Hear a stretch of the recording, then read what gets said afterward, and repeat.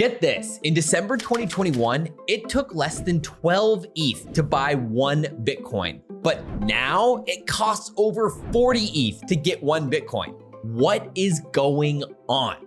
Well, one of the biggest bets in history is taking place before our eyes. President Trump announced ETH will join the US Strategic Crypto Reserve, and Goldman Sachs is accumulating $450 million in ETH ETFs, all while the Trump family bought $266 million worth of ETH through World Liberty Financial. So clearly, there is no in-between here. This will go down as one of the best or worst plays of all time. Hey everyone, I'm Josh from Coinsider, and today we are going to discover which side of this trade has the best chance to pay off. And we'll break down the pros and the cons so we can decide, is it finally time to buy ETH? First of all, big money is flowing into ETH. And when I say big, I mean big. World Liberty Financial, a DeFi project linked to the Trump family, has been aggressively accumulating,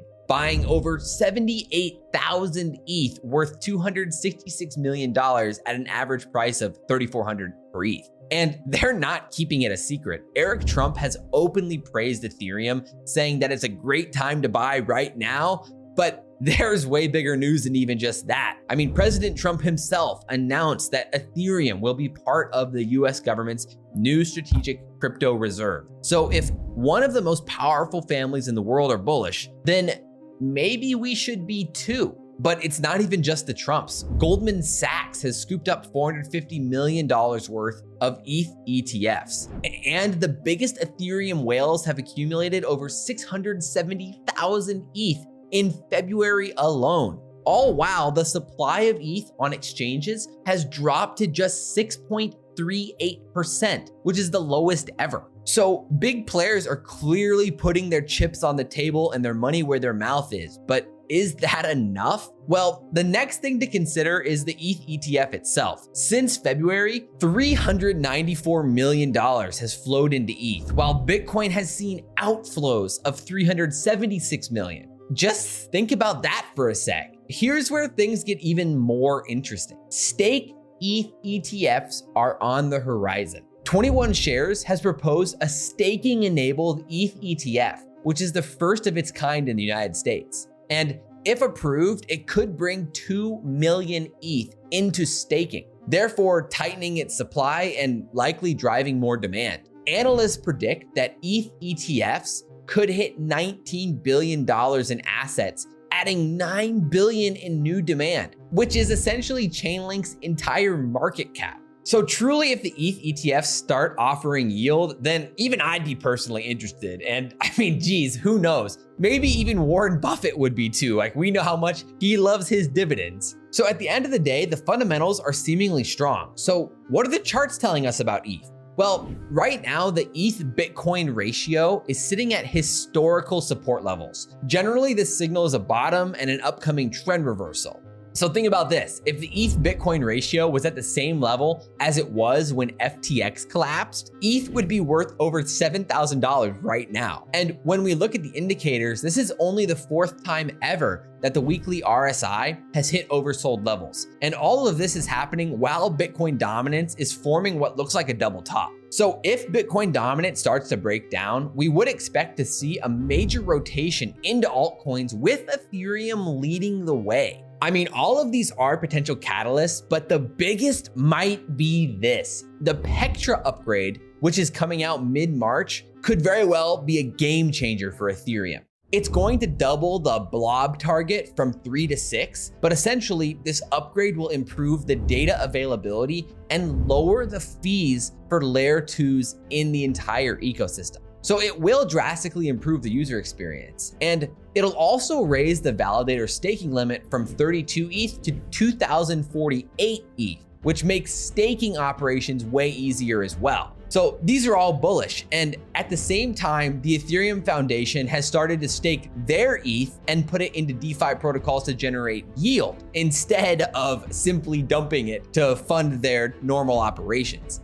this means that there will be less selling pressure and more liquidity in DeFi protocols on the chain, both of which is better for the broader ecosystem as a whole. And also, let's not forget Ethereum's dominance in the real-world asset sector too. ETH accounts for 52% of all on-chain real-world assets. And BlackRock launched their $100 million tokenized fund on Ethereum. So if RWAs are the future, then Ethereum is already at the center of that narrative.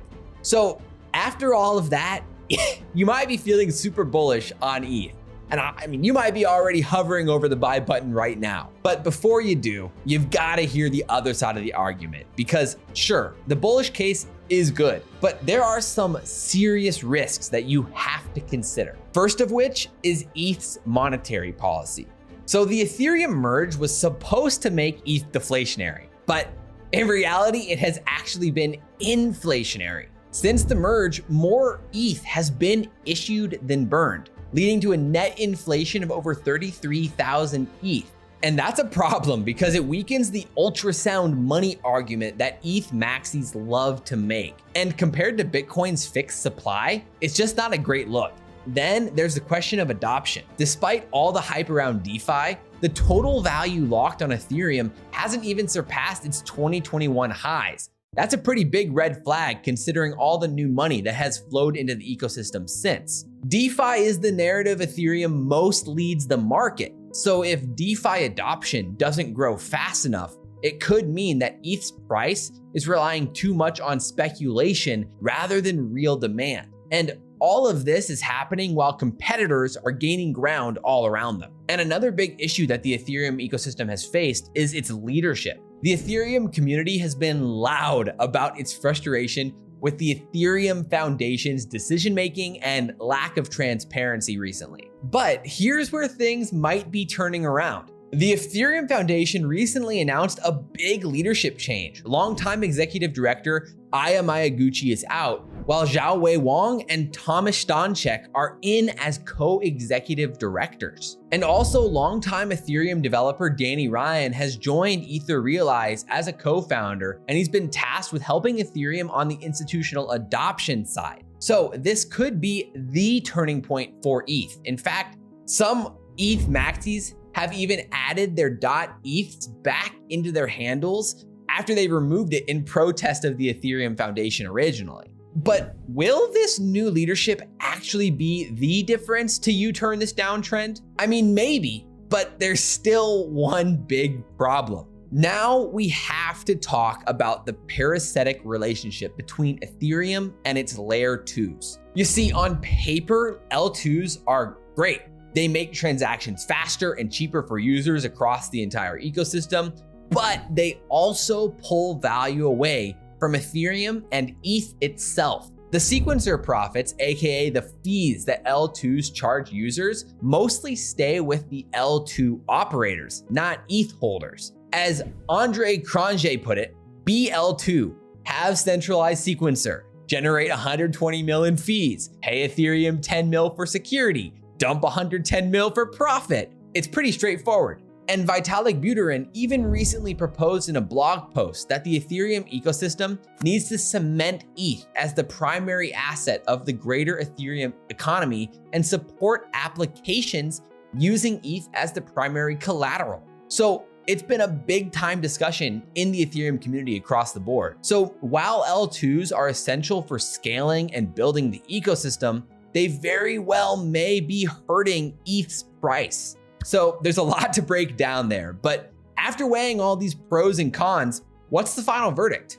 Well, Ethereum's been declared dead like 61 times in the past 3 years, and yet it's still standing strong, and it's really the foundation and backbone of Web3. So despite the countless setbacks, ETH's price has been really resilient, down only 10% over this period. And with significant institutional buying, bullish technical signals, promising network upgrades, fresh leadership, and a call for renewed tokenomics, ETH really could be set for a major comeback here in the future. So to me, the risk-reward scenario looks promising, but timing really is everything with an entrance here. So if you're planning to scale into ETH, do it cautiously and be prepared to turn aggressive once the market clearly shifts into bullish structure.